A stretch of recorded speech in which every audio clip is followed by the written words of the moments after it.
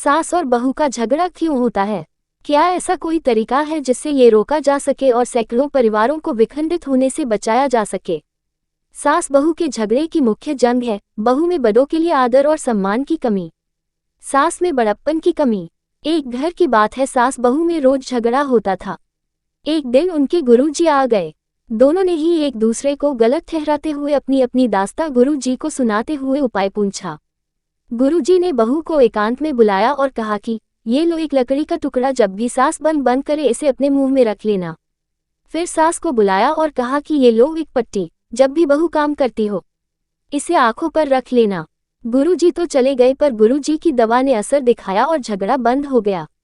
कुछ दिनों बाद गुरु जी वापस आए तो दोनों ने कहा कि गुरुजी आपने ऐसा क्या दिया कि हमारे झगड़े बंद हो गए।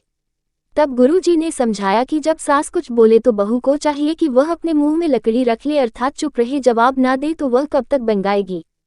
फिर सास के लिए कहा कि जब बहू काम करती हो तो आंखों में पट्टी बांध ले, अर्थात बंगे होने के नाते छोड़ो, जाने दो, बहू बेटी जैसी ही होती है, इसलिए अगर कुछ बहू से गलती होगी तो सास को वहां चुप रहना चाहिए, एक माँ की तरह समझना चाहिए। पर आजकल की सास ना समझ बनने का ढोंग करती है। जब सास से कोई गलती होगी तो उसे गलत मान लेगी कि हाँ भाई गलती हो सकता है, पर वही गलती अगर बहू से हो जाएगी तो सास घर में तमाशा कर देती है, राई का पहाड़ बना देती है। यह आज के जमाने में हर सास करती है।